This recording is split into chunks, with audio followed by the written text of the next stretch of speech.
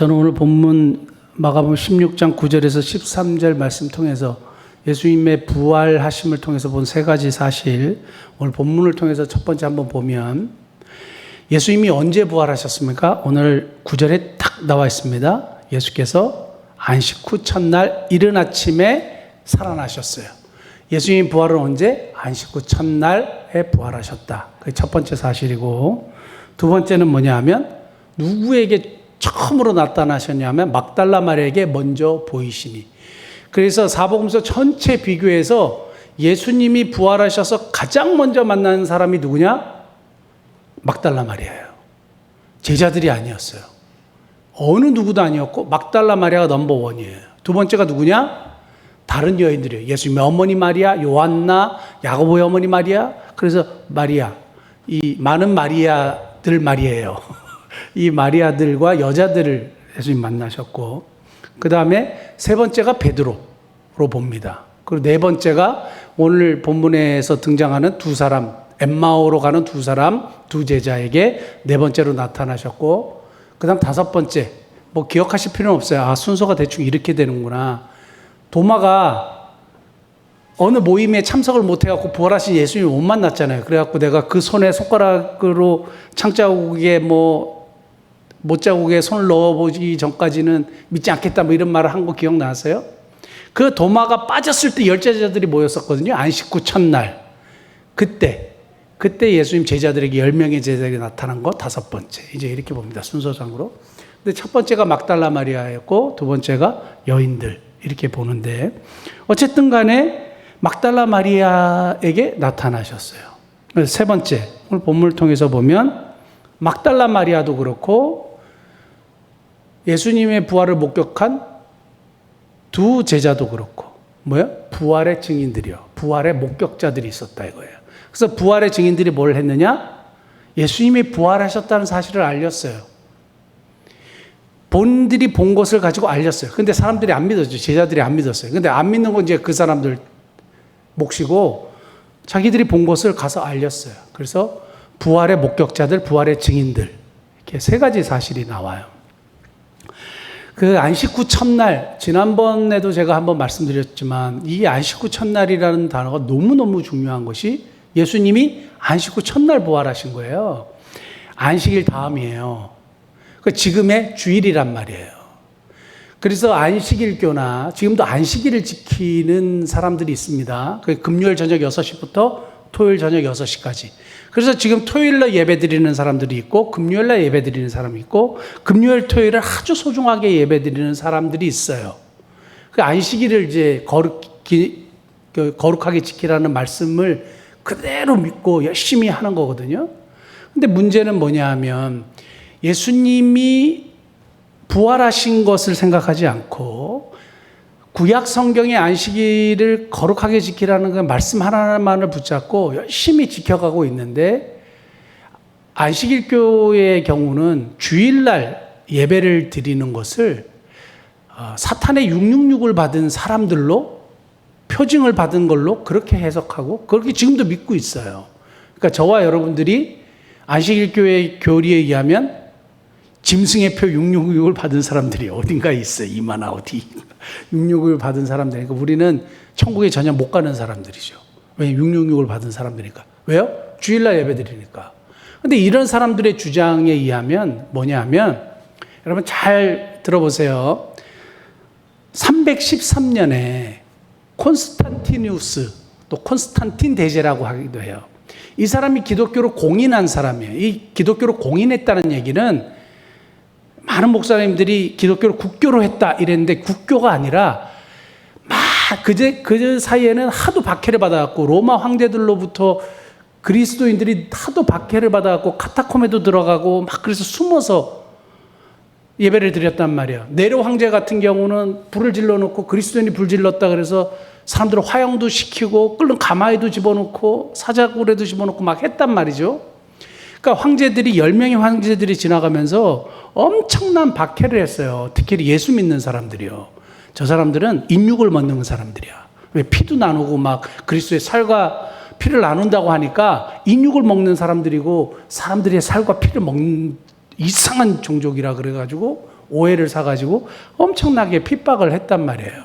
근데 콘스탄티 대제하고 이 사람이 황제가 되기 전에 막센티우스라는 사람하고 격돌을 벌입니다. 그런데 잠을 자는데 꿈에 예수님이 나타난 거예요. 그래서 십자가로 승리하라 이렇게 한 거예요.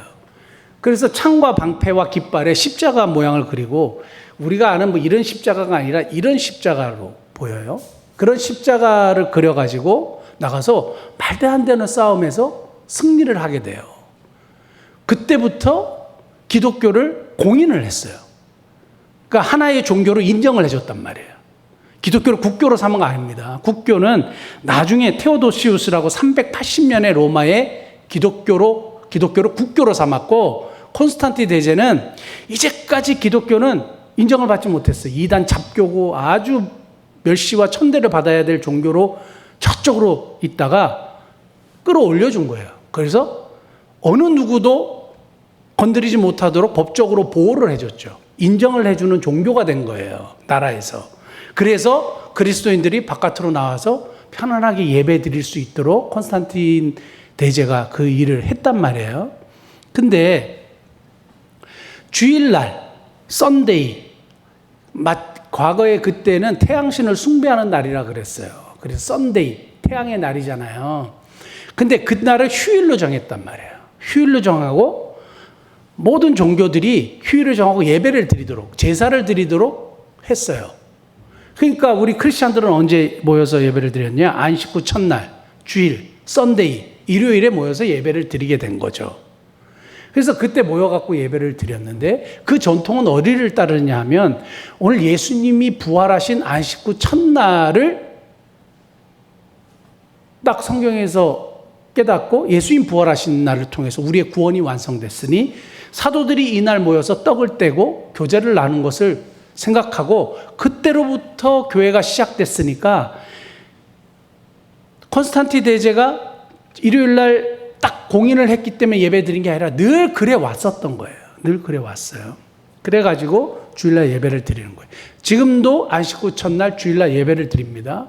우리가 주일날 예배를 드리는 것은 예수 그리스도의 부활을 통해서 우리의 구원이 완성됐고 그 구원의 은혜에 감사함으로 예배를 드리는 거예요. 성경 한 번만 찾아볼게요. 사도행전 20장 7절. 그 주간의 첫날에 우리가 떡을 떼려 하여 모였더니, 자, 그 주간의 첫날이 언제예요? 지금의 일요일이에요. 썬데이예요. 그래서 모였습니다. 한 구절 더 찾아볼게요. 고린도전서 16장 2절. 고린도전서 16장 2절. 매주 첫날에 너희 각 사람이 수입에 따라 모아 두어서. 자, 우리 지금도 달력을 보면 아마 99%의 달력이 다 똑같아요. 썬데이, 주일이 어디에 붙어 있어요? 맨 끝에 붙어 있어요? 앞에 붙어 있어요? 앞에 붙어 있죠. 주의 첫날이니까 그래요. 그럼 우리는 주의 첫날은 월요일이라고 생각하는데 주의 첫날은 일요일, 썬데이예요. 그래서 이 안식 후 첫날 예수님이 부활하신 것을 기점으로 우리 교회가 예배를 드리고 그리고 그 구원의 은혜에 감격하여 우리가 모이기를 시작한 것이 오늘날 우리 개신교 또 기독교 모든 교회 전통입니다. 그래서 주일날 모여서 하나님께 예배를 드리게 된 겁니다. 예수님이 살아나시지 않으셨으면 그냥 뭐 멋진 말씀하시고 멋진 기적을 베푸셨던 아주 기가 막힌 위대한 한 인물이 났다가 그냥 돌아가신 사건이 되지만 예수님이 부활하심으로 성경이 성취되고 정말 하나님이 약속하신 메시아를 보내심으로 온 인류를 구원하시려는 하나님의 뜻이 성취된 거죠. 그 예수 그리스도의 부활을 통해서 우리의 구원이 완성되고 하나님의 뜻이 이루어진 게 된 겁니다. 너무너무 중요한 사실 한 번만 찾아보겠습니다. 고린도전서 15장 14절. 그리스도께서 만일 다시 살아나지 못하셨으면 우리가 전파하는 것도 헛것이요 너희 믿음도 헛것이며 그러지 않겠습니까? 그 다음 또 우리가 하나님의 거짓 증인으로 발견되리니, 맞아요. 부활을 지금 증거하고 있으니까 거짓 증인으로 발견되지 않겠습니까? 우리가 하나님이 그리스도를 다시 살렸다고 증거하였습니다. 만일 죽은 자가 다시 살아날 일이 없으면 하나님이 그리스도를 다시 살리지 아니하셨으리라. 16절. 만일 죽은 자가 다시 살아나는 일이 없으면 그리스도도 다시 살아나신 일이 없었을 터이요. 17절. 그리스도께서 다시 살아나신 일이 없으면 너희의 믿음도 헛되고 너희가 여전히 죄 가운데 있을 것이요. 또한 그리스도 안에서 잠자는 자도 망하였으리니, 예수님 믿고 죽은 사람은 완전히 망했다 이거예요. 만일 그리스도 안에서 우리가 바라는 것이 다만 이 세상의 삶뿐이면 모든 사람 가운데 우리가 더욱 불쌍한 자니라. 진짜 예수님의 십자가의 죽으심과 부활을 믿었는데 진짜 부활이 없으면 완전 망하는 인생 된다 이거예요. 사실 우리 진짜 불쌍한 인생이죠. 예수님 진짜 부활하지 않았는데 맨날 모여갖고 예배드려. 헌금도 해. 열심히 모아갖고 11조도 드리고 막 난리를 치잖아요. 그러면 우리의 믿음은 완전 헛것이라는 거예요. 그래서 기독교 최대의 절기가 부활절이에요. 너무너무 중요하죠. 그래서 우리 개신교, 제가 자꾸 개신교라고 이야기하는 거는 기독교를 이야기할 때 로마 캐톨릭이 들어갑니다. 그 다음에 동방종교, 이스턴 오르토독스도 들어가고 오리엔탈 오르토독스라고 그래서 동방종교에도 들어가고요. 그 다음에 우리 개신교도 들어가고 로마 카톨릭도 들어가고 이렇게 들어가요. 그러니까 이렇게 들어가니까 이게 합쳐지니까요. 그걸 기독교라 그러거든요. 그래서 개신교와 로마 카톨릭의 차이가 있습니다. 사진 한번 보여주시겠어요? 이게 이제 로마 카톨릭의 십자가예요. 로마 카톨릭의 십자가는 무엇을 더 강조하냐면 그리스도의 순환이요. 십자가에 못 박혀 죽으신 그리스도의 십자가. 그래서 그 대속의 죽으심에 대한 강조가 굉장히 강하죠. 그래서 멜 깁슨이 패션 오브 크라이스트를 이렇게 만들었지 않습니까? 예수 그리스도의 순환. 그것은 어디서 강조하냐면 로마 카톨릭에서 강조해요. 그 다음에 우리 개신교 십자가 한번 볼게요. 그냥 아무거나 하나 찾았는데요. 우리 여기 있는 것도 해도 될 뻔했어요. 그런데 뭐가 없어요? 예수님 없어요. 왜 없는지 아세요? 부활하셔서 없어요. 그래서 개신교의 십자가를 부활하신 예수 그리스도에 초점을 둡니다. 그래서 그래서 예수님이 없구나. 왜 우리는 그냥 나무로 이렇게 하지? 다른 데는 피 흘리시는 예수, 머리 관 쓰신 예수 이런 거 유럽 가면 엄청나게 많이 보죠. 왜 그런지 아세요? 카톨릭이니까 그래요. 동남아를 가도 이게 교회 가면 예수님이 막 이렇게 있죠. 그거는 카톨릭과 이렇게 막 섞여 있는 그 혼합된 기독교 같은 형태예요. 그 십자가만 봐도 이게 여기가 어디구나 이런 걸 대충 알 수 있어요. 그래서 우리는 뭘 강조한다? 예수 그리스도의 부활을 강조해요. 예수 그리스도의 부활을 통해서 구원이 완성되고 하나님께서 우리를 의롭다 하시는 사건이 부활을 통해서 완성됐기 때문에 그렇습니다. 자, 그러면 안식 후 첫날 부활하셨습니다. 그 부활하신 사건을 통해서 우리의 구원이 완성되었다. 그 얘기를 잠깐 드렸고, 두 번째는 막달라 마리아에게 나타나신 사건을 통해서 막달라 마리아에게 예수님이 왜 나타나셨을까? 하도 많은 사람 중에 빌라도에게 나타나면 얼마나 좋았어요. 파워 있는 사람한테 나타나면 얼마나 좋았을까. 대제사장들한테 딱 나타나셨으면 정말 속이 다 시원했을 것 같아요. 부활하신 예수님 보고 정말 기겁하지 않았겠어요? 처음에 귀신이다 뭐 이럴 수도 있고 뭐 난리가 났을 수 있는데 왜 막달라 마리아에게 나왔을까요? 여자들은 당시에 법적인 효력이 없었어요. 여자들의 증언은. 보세요. 증인으로도 여자를 안 세웠어요. 그러면 증인으로서 부적합이에요. 그런데 막달라 마리아를 부활의 증인으로 삼았어요. 그러니까 막달라 마리아가 오늘 가가지고 예수님 살아났다 하니까 안 믿잖아요. 안 믿는데도 왜 이 여인을 삼았을까? 너무 은혜롭죠. 너무 은혜로운데 여기서 뭘 은혜를 발견하게 되냐면 법적인 효력도 없고 사회적인 인정도 받지 않은 여인을 하나님께서 가장 귀한 소식을 이 여인에게 알려주셨다 이거예요. 그 하나님은 사람을 선택하실 때 우리가 생각하는 방식하고 너무너무 다른 거예요. 부족하고 연약하고 어리석기 짝이 없는데 여전히 선택해서 사용하시는 거예요. 저도 오늘도 제 자신을 돌아보면서 느낀 것은, 또 우리 교회를 보면서 느낀 것은, 제가 그러거든요.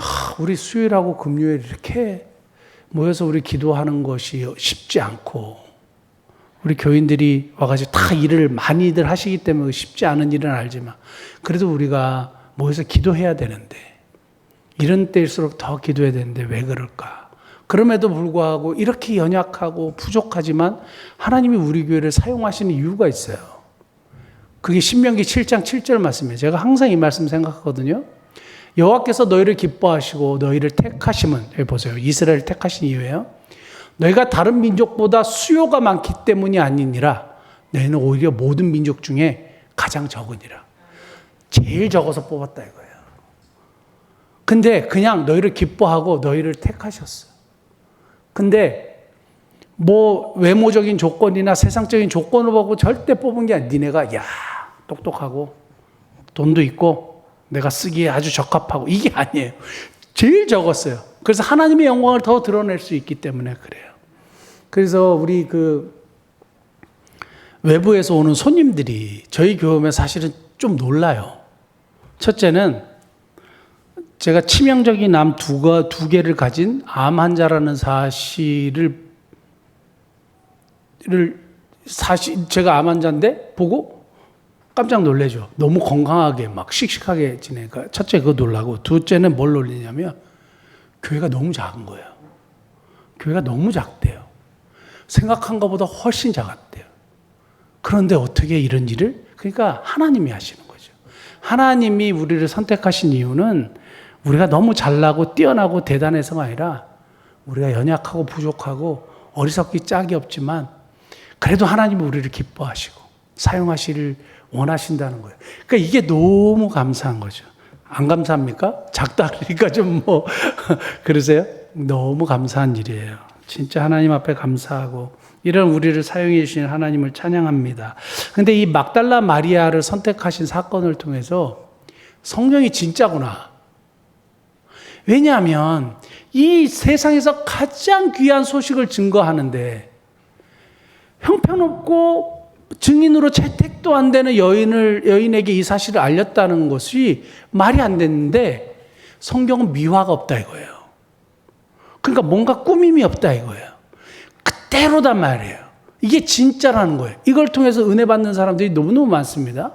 그걸 마태복음 1장에 봐도 예수님의 족보를 보고 너무 은혜를 경험하거나 주님 앞에 돌아온 사람도 있대요. 나 그 주님 앞에 돌아온 사람은 누군지는 모르겠는데 그런 이야기가 있을 정도로 마태복음 1장 1절의 족보를 보면 진짜 말도 안 되는 족보죠. 신화나 세상의 다른 이제 책들 같은 경우 보면 미화가 많죠. 그래서 막 포장이 많죠. 그래서 막 신격화시키죠.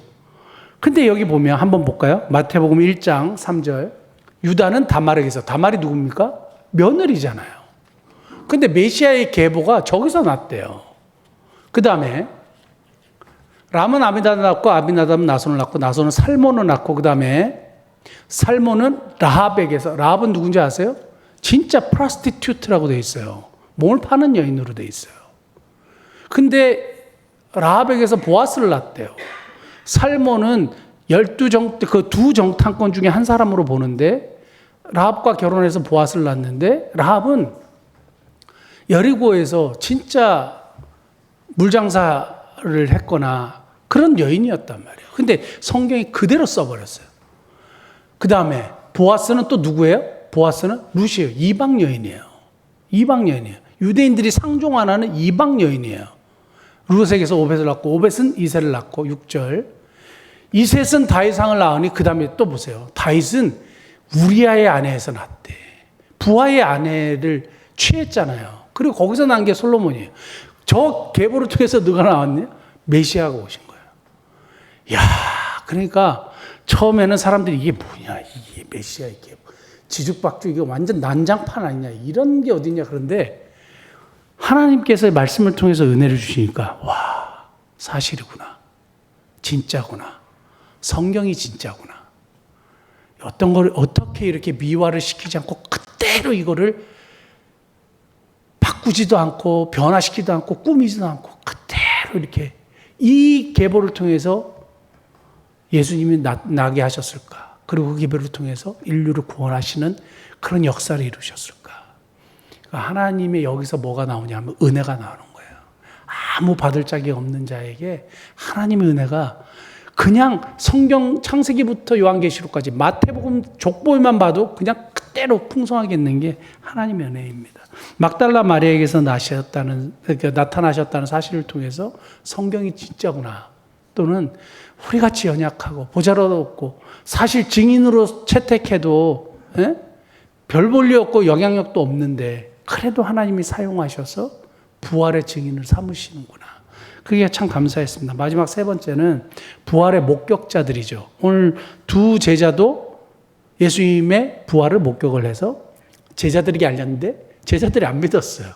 그러면 예수님의 부활을 목격한 막달라 마리아, 두 제자, 그리고 나중에 10제자, 그리고 고린도전서에 보면 나중에 500여 형제들, 고린도전서 15장 6절, 그게 500의 형제에게 일시에 보이셨나니 돼 있습니다. 그 중에 지금까지 대다수는 살아있고 성경을 쓸 때까지 살아있고 어떤 사람은 죽었으며, 그죠? 잠들었다 그랬어요. 성경은요. 왜 잠들었다 그런지 아세요? 천국에서 깨니까요. 잠들었다는 표현으로 바꿔요. 그래서 성경에서는 죽었다고 하지 않고 잔다고 얘기해요. 그래서 우리가 탁 죽잖아요. 눈을 딱 뜨면 어떻게 되냐? 천국에서 깨는 거죠. 이야, 이게 기가 막힐 것 같은데 어쨌든 간에 부활의 목격자인데 중요한 건 뭐냐? 목격을 했으면 뭘 해야 돼요? 증거해야 돼요. 목격을 했으면 증거해야 돼요. 1964년에 예전에 제가 이게 한두 번 말씀드린 적이 있는데 키티 제노비스라는 여인이 칼에 막 찔렸어요. 근데 39명인가? 하여튼 많은 사람들이 목격했어요, 그거를. 근데 아무도 신고를 안 했대요. 그래가지고 나중에 이제 주마다 어려움에 처한 사람을 도와주는 법을 만들었어요. 그래서 그것을 어기는 사람들 벌금형을 매기기도 하고 했단 말이에요. 근데 목격했으면 뭘 해야 돼요? 그걸 증언해야 돼요. 근데 왜 증언하기를 두려워했느냐? 자기한테 불이익이 올까봐. 그리고 문제가 생길까봐. 우리도 그러지 않아요? 그러니까 이걸 우리가 신앙적으로 좀 적용해 보면 우리가 부활의 증인이 돼야죠. 예수 그리스도의 증인이 돼야죠. 복음을 전해야죠.